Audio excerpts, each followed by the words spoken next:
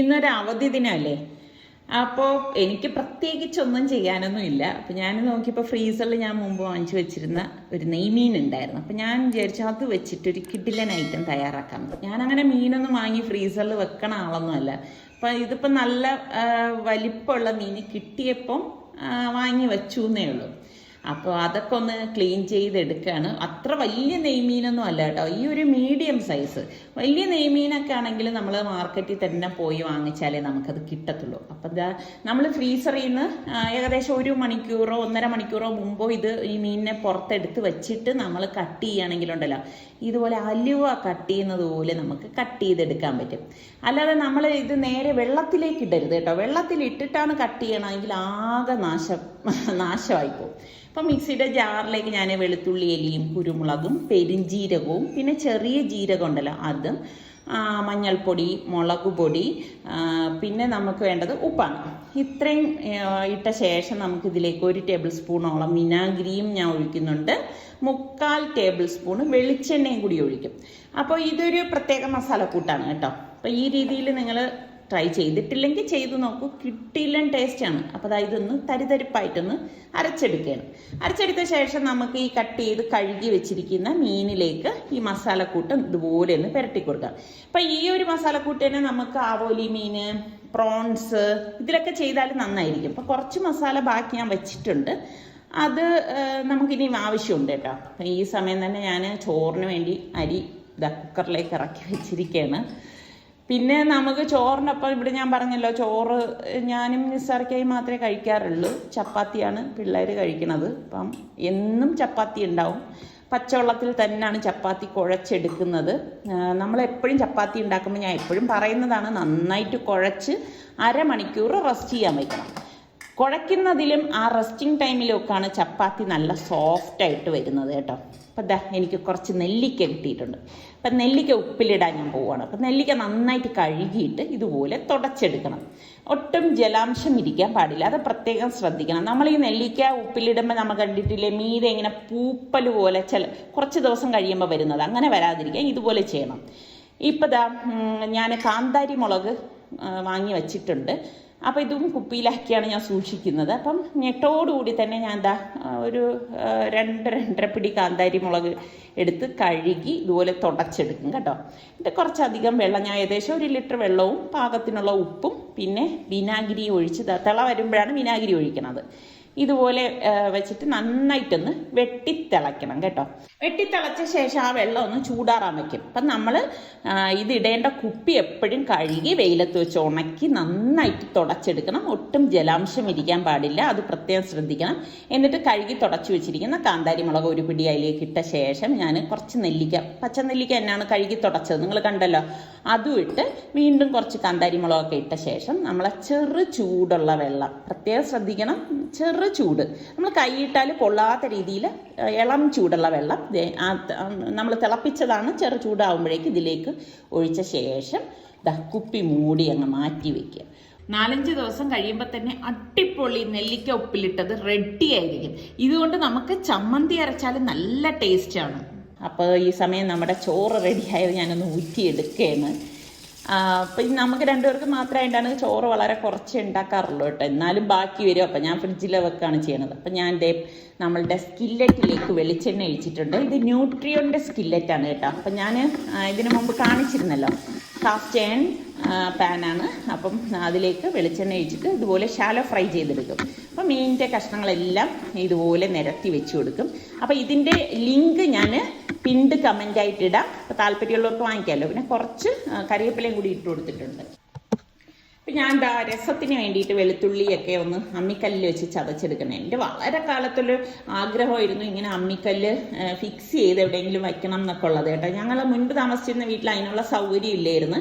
എങ്കിലും ഞാൻ ടെറസിൽ കൊണ്ട് വെച്ചിട്ടൊക്കെയാണ് ചെയ്തിരുന്നത്. അപ്പോൾ ഇതിപ്പോൾ ഇതുപോലെ പുറത്ത് ഫിക്സ് ചെയ്ത് വെച്ചിട്ടുണ്ട്. അപ്പം എനിക്ക് ഭയങ്കര സന്തോഷമാണ് കേട്ടോ ഇങ്ങനെയൊക്കെ ചെയ്യുമ്പം ജോലി. അപ്പം വെളുത്തുള്ളിയും ചെറിയ ചുവന്നുള്ളി ഉണ്ടല്ലോ, 2-3 പീസ് എടുക്കത്തുള്ളൂ. ഒന്ന് ചതച്ചെടുത്ത ശേഷം ഇതിലേക്ക് നമുക്ക് കുരുമുളകും ചെറിയ ജീരകവും കൂടി ഇട്ടിട്ട് ഇതുപോലെ ഒന്ന് ചതച്ചെടുക്കണം. അപ്പം എൻ്റെ അമ്മിക്കല്ലാണെങ്കിൽ ഇത് കൊത്താറായിട്ടുണ്ട്. പണ്ടൊക്കെ ആണെങ്കിൽ നമ്മളുടെ ഇവിടെയൊക്കെ ആണെങ്കിൽ ഈ ഒട്ടത്തികളൊക്കെ അമ്മിക്കല്ല് കുത്തണമെന്നൊക്കെ ചോദിച്ച് വിളിച്ചുകൊണ്ട് വരുമായിരുന്നില്ല. ഇപ്പം അങ്ങനെയുള്ളവരെയൊന്നും കാണാനേ ഇല്ല. അപ്പം ഞാൻ എങ്ങനെ ആലോചിക്കരുത്, ഇനി ഇത് ഞാൻ എങ്ങനെ കൊത്തിയെടുക്കും? നിങ്ങൾക്ക് ആർക്കെങ്കിലും അറിയാമെങ്കിൽ ഒന്ന് പറയണേ, നിങ്ങൾ എന്താണ് ചെയ്യണമെന്ന്. അപ്പോൾ ദാ നമ്മുടെ മീൻ ഒരു സൈഡ് റെഡി ആയപ്പോൾ ഞാൻ ദാ തിരിച്ചിട്ട് കൊടുക്കുകയാണ്. അതായത് ഒരുപാട് അങ്ങ് ഡീപ്പ് ഫ്രൈ ആവണ്ട കേട്ടോ, അത് പ്രത്യേകം ശ്രദ്ധിക്കണം. ഡീപ്പ് ഫ്രൈ ആയിക്കഴിഞ്ഞാൽ അത്ര ഒരു ടേസ്റ്റ് ഉണ്ടാവത്തില്ല. ഇങ്ങനെ വിറകുള്ളി പോലെ ഡീപ്പ് ഫ്രൈ ആയിക്കഴിഞ്ഞാൽ തിരിച്ചിട്ട് ഒന്ന് ജസ്റ്റ് ഇത് ഫ്രൈ ആകുമ്പോഴേക്കും നമുക്കിത് മാറ്റി പാത്രത്തിലേക്ക് വെക്കും കേട്ടോ. അപ്പോൾ ദാ അത് റെഡി ആയിട്ടുണ്ട്. അപ്പം ഞാൻ ഇവിടെ ഒരു 3 സവാള ഇതുപോലെ ചെറിയ സവാളയാണ് എടുത്തിരിക്കുന്നത്, ഒന്ന് കട്ട് ചെയ്തെടുക്കുകയാണ്. അപ്പം നമ്മളുടെ ഈ ചോപ്പറിലിട്ടിട്ടാണ് ഞാൻ ചോപ്പ് ചെയ്തെടുക്കുന്നത്. അപ്പം ഈ ചോപ്പർ എനിക്ക് നല്ല യൂസ്ഫുള്ളാണ് കേട്ടോ. അപ്പോൾ കറണ്ട് ഇല്ലെങ്കിലും നമുക്ക് യൂസ് ചെയ്യാൻ നല്ലതാണ്. അപ്പോൾ അതാ ഉള്ളിയൊക്കെ ഞാൻ ഇവിടെ അരിഞ്ഞെടുത്തിട്ടുണ്ട്. പിന്നെ വേണ്ടത് 2 ടൊമാറ്റോ ആണ്. ചെറിയ 2 ടൊമാറ്റോ എന്നാണ് ഞാൻ എടുത്തിരിക്കുന്നത്. ഒരുപാടായിക്കഴിഞ്ഞാലും വല്ലാതെ മധുരിക്കും. അതുകൊണ്ട് എല്ലാം മിതമായിട്ട്, അതായത് ആ ഒരു കറക്റ്റിനെ എടുക്കാവൂ, എങ്കിലേ കറി നമ്മൾ ഉണ്ടാക്കുന്ന ആ ഒരു ഐറ്റത്തിന് രുചി ഉണ്ടാവും. അപ്പോൾ ഇതേ പാനിൽ തന്നെ ഞാനൊരു 2 ടേബിൾ സ്പൂണോളം വെളിച്ചെണ്ണ ഒഴിച്ചിട്ട് നമുക്ക് ഈ അരിഞ്ഞ് വെച്ചിരിക്കുന്ന സവാള ഉണ്ടല്ലോ അത് ഇതിലേക്ക് ഇട്ടിട്ട് വഴറ്റി കൊടുക്കാം. അപ്പോൾ കാസ്റ്റേൺ ആയതുകൊണ്ട് തന്നെ നല്ല, അതായത് പെട്ടെന്ന് ചൂട് നിൽക്കും. ഇപ്പോൾ അതാ കണ്ടോ, നമ്മളുടെ ആ മസാലയുടെ ബാക്കി വന്നത് കൂടി ഞാൻ ഇതിലേക്ക് ഇട്ടിട്ട് വഴറ്റി എടുക്കുകയാണ്. അല്ലാതെ അധികമായിട്ട് മസാല ഇതിലേക്ക് ചേർക്കുന്നില്ല. പിന്നെ കറിവേപ്പിലയും ഈ ചോപ്പ് ചെയ്ത് വെച്ചിരിക്കുന്ന തക്കാളിയും പാകത്തിനുള്ള ഉപ്പും കൂടി ഇട്ടിട്ട് ഇളക്കിയെടുക്കാം. അപ്പം നല്ല എന്താ പറയുക, നല്ലൊരു മണമാണ് വരുന്നത്.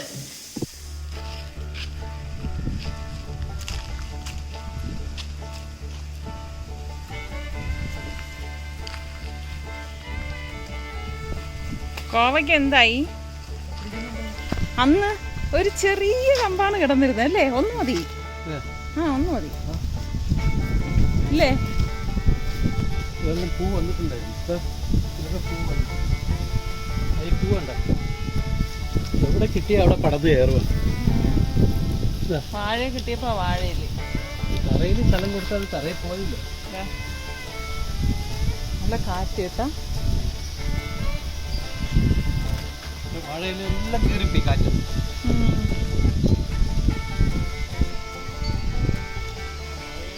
പപ്പായ അവിടെ നിന്ന് എന്തോ കൊത്തി.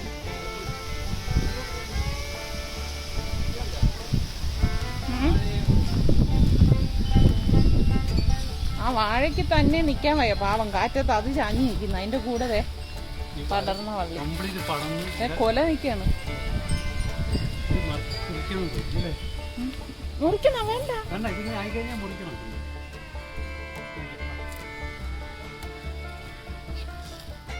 കൂമ്പ് തോരണ.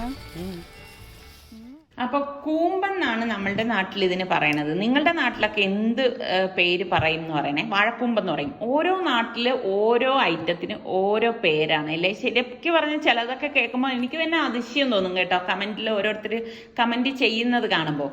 അപ്പോൾ ദാ നമ്മളുടെ മസാല റെഡി ആയപ്പോഴേക്കും ഞാനിത് ഇത് വാഴയിലയിലേക്ക് മാറ്റിയിട്ടുണ്ട്. അപ്പോൾ ഞാൻ ഫ്രൈ ചെയ്ത എല്ലാം എടുക്കുന്നില്ല, കാരണം പിള്ളേർക്ക് വേണ്ടിയിട്ട് ഫ്രൈ ചെയ്ത് കുറച്ച് മാറ്റി വെക്കും. നിസ്സാർക്കും എനിക്കുമാണ് ഇപ്പോൾ ഇത് വേണ്ടത് കേട്ടോ. അപ്പോൾ വാഴയിലയിലേക്ക് മസാലക്കൂട്ട് മാറ്റി വെച്ച ശേഷം ഇതാ ആ സമയത്ത് നല്ല കാറ്റ് വെളിയിൽ കേട്ടോ.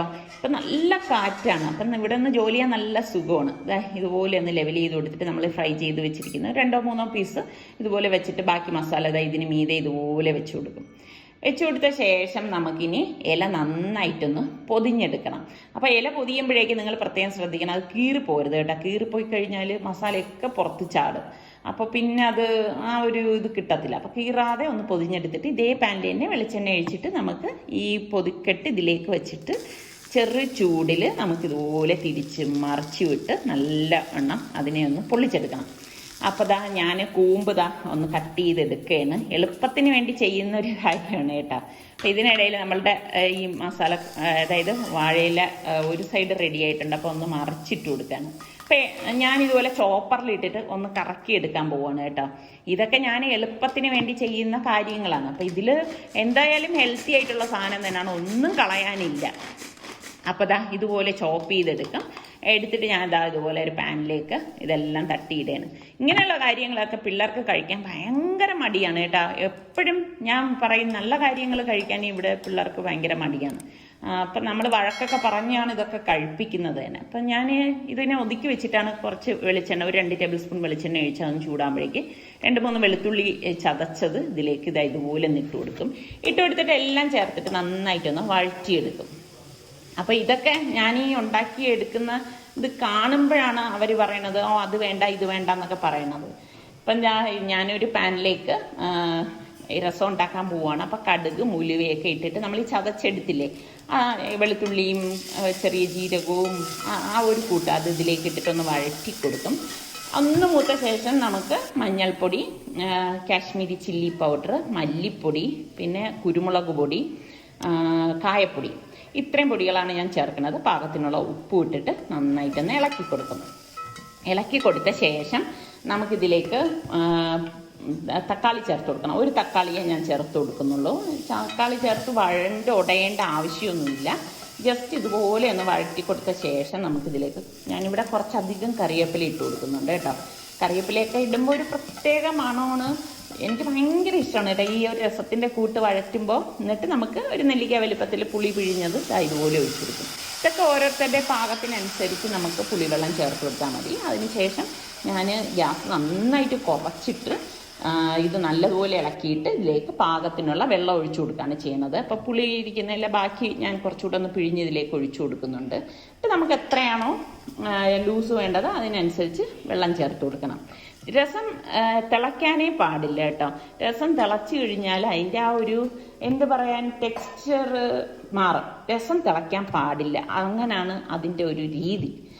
അപ്പോൾ ദാ നമ്മളുടെ കൂമ്പ് ഇവിടെ റെഡിയായപ്പോഴേക്കും ഞാൻ കുറച്ച് കറിവേപ്പിലയും കൂടി ഇട്ട് കൊടുക്കുന്നുണ്ട്. ശരിക്കും ഈ ഒരു സ്റ്റേജിൽ നമ്മൾ കണ്ടു കഴിഞ്ഞാൽ ഇറച്ചി ഇങ്ങനെ ഉടച്ചെടുത്തതുപോലെയാണ് ഇരിക്കുന്നത്. ഇതിലേക്ക് ഞാൻ മഞ്ഞൾപ്പൊടി, കാശ്മീരി ചില്ലി പൗഡർ, പാകത്തിനുള്ള ഉപ്പ്, ചെറിയ ജീരകത്തിൻ്റെ പൊടി ഇത്രയും കൂടി ഇട്ടിട്ട് ഒന്ന് ഇളക്കിയെടുക്കുകയാണ്. അപ്പം ഇളക്കിയെടുത്ത ശേഷം ഇനി ഞാൻ ഇതിലേക്ക് കുറച്ച് തേങ്ങ ഞാൻ ഫ്രീസറിൽ ഇങ്ങനെ കുറച്ചധികം ചിരകി വെച്ചിട്ടുണ്ട് കേട്ടോ. ഞാൻ പറയാറില്ലേ എനിക്കാണെങ്കിൽ തേങ്ങ ചിരകാൻ ഭയങ്കര മടിയാണ്. അപ്പം ഞാൻ നിൽക്കുന്ന ദിവസം കുറേ അങ്ങ് ചിരകി ഇതുപോലെ ഫ്രീസറിൽ വെക്കും. എന്നിട്ട് ആവശ്യത്തിന് ഇതുപോലെ കത്തി കൊണ്ട് ഇതൊക്കെ എൻ്റെ ഒരു രീതിയാണ് കേട്ടോ. എന്നിട്ട് ഒരു പിടി ഇതിലേക്ക് ഇങ്ങനെ ഇട്ട് കൊടുക്കും. നമുക്ക് എത്രയാണോ തേങ്ങ വേണ്ടത് അതിനനുസരിച്ച് ഇട്ടിട്ട് നന്നായിട്ടൊന്ന് ഇളക്കി കൊടുക്കും. അപ്പം നമ്മളുടെ കൂമ്പ് തോരൻ ഇവിടെ റെഡി ആയിട്ടുണ്ട്. അപ്പം ഇതിനിടയിൽ സുൽത്താൻ വന്ന് ചോദിക്കുന്നുണ്ട് ഇത് സ്പിനാച്ചാണോ ഉമ്മാന്ന്. ഞാൻ പറഞ്ഞ അതെ അതെ എന്നൊക്കെ പറഞ്ഞിട്ടുണ്ട്. ഇതാണെന്നൊന്നും ഞാൻ പറയാൻ പോയിട്ടില്ല കേട്ടോ. എന്നിട്ട് കുറച്ച് കറിവേപ്പിലയും കൂടി ഇട്ടെടുക്കും. അപ്പം നമ്മളുടെ തോരൻ ഇവിടെ റെഡി ആയിട്ടുണ്ട്. ഞാനിങ്ങനെ ഇവരുടെ ഇഷ്ടത്തിനനുസരിച്ച് ഓരോന്നും ഉണ്ടാക്കുമ്പോഴും എനിക്ക് ശരിക്കും പറഞ്ഞാൽ ഭയങ്കര പ്രയാസമാണ് കേട്ടോ സലുവിനെ കുറിച്ച് ആലോചിക്കുമ്പോൾ. കാരണം അവനിപ്പം അവൻ്റെ ഇഷ്ടത്തിനനുസരിച്ചൊന്നും ഉണ്ടാക്കി എടുക്കാനോ കഴിക്കാനോ ഒന്നും പറ്റത്തില്ലല്ലോ. പലപ്പോഴും ഞാൻ വിളിക്കുമ്പോൾ ചോദിക്കാറുണ്ട് ഭക്ഷണം കഴിച്ചോ എന്നൊക്കെ ചോദിക്കുമ്പോഴേക്ക് ബ്രേക്ക്ഫാസ്റ്റ് കഴിച്ചിട്ടുണ്ടാവില്ല, അല്ലെങ്കിൽ ലഞ്ച് കഴിച്ചില്ല എന്ന് പറയും. അപ്പം ഞാൻ വഴക്ക് പറയാറുണ്ട് സമയാസമയത്ത് ഭക്ഷണം കഴിക്കണം, എങ്കിൽ മാത്രമേ നമുക്ക് ആരോഗ്യം ഉണ്ടെങ്കിലല്ലേ ജോലി ചെയ്യാനുള്ള ആ ഒരു ഇത് കിട്ടത്തുള്ളൂ. ആരോഗ്യം എന്നും നമുക്ക് വേണം അല്ലേ, അതിന് നമ്മൾ വളരെ ഇമ്പോർട്ടൻ്റ് ആയിട്ട് നമ്മൾ കാണണം. അപ്പോൾ അതാ എല്ലാം റെഡിയായപ്പോൾ ഞങ്ങളിത് ഫുഡ് കഴിക്കാനായിട്ട് വന്നിരിക്കുകയാണ്. അപ്പം ഈ പൊരിച്ച മീൻ മതി എന്ന് പറഞ്ഞ സുൽത്താനാണ് ഇപ്പം എന്താ നമ്മളുടെ പൊള്ളിച്ചതെടുത്ത് ഓപ്പൺ ചെയ്യുന്നത്. അതൊന്നുമല്ല, നീ നല്ല വാർത്തി. എനിക്ക് വാഴനാര് പിന്നെ എടുക്കാൻ പോകാൻ വയ്യ. അപ്പം ഞാൻ നമ്മളുടെ ആ നൂലില്ലേ അത് ചിക്കൻ്റെ കാലി കെട്ടുന്ന എൻ്റെ ഇവർക്ക് ഇങ്ങനെ പൊരിച്ചതാണ് ഇഷ്ടം. ഈച്ച എവിടെ നിന്ന് കയറിയിട്ടോ എന്നെ നോട്ടിച്ചേ. നമ്മുടെ നാട്ടിൽ ഇതൊക്കെയാണ് പ്രശ്നം. ഇങ്ങനെ ഈച്ചയൊക്കെ നോക്കിയിരിക്കണം. എങ്ങനെയുണ്ട്, നല്ല മണമല്ലേ. ഇത് നിസാർക്കൊക്കെ വേണ്ടി സ്പെഷ്യൽ. നിനക്ക് വേണമെങ്കിൽ മസാല എടുക്കാം കേട്ടാ. ഒന്ന് മാറ്റിയേ നോക്കട്ടെ, മസാല ഒന്ന് മാറ്റി.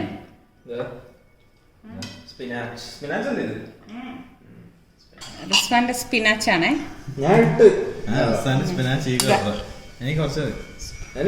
ഇതാ കണ്ണിന് കാഴ്ചയില്ലാത്തത്, നല്ലതൊന്നും കഴിക്കാനിട്ടാ.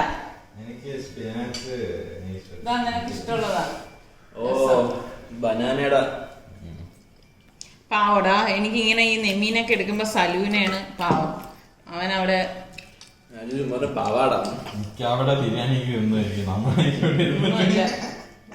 നല്ല മസാലയൊക്കെ പിടിച്ച്. അപ്പൊ നമ്മളുടെ ചാനൽ സബ്സ്ക്രൈബ് ചെയ്യാത്ത ആരെങ്കിലും ഒക്കെ ഉണ്ടെങ്കിൽ സബ്സ്ക്രൈബ് ചെയ്യാനും ഇതൊന്ന് ഷെയർ ചെയ്യാനും മറന്നു പോരുതേ. ഇനി ഇഷ്ടപ്പെട്ടാൽ ലൈക്ക് ചെയ്യാൻ വേണം കേട്ടോ.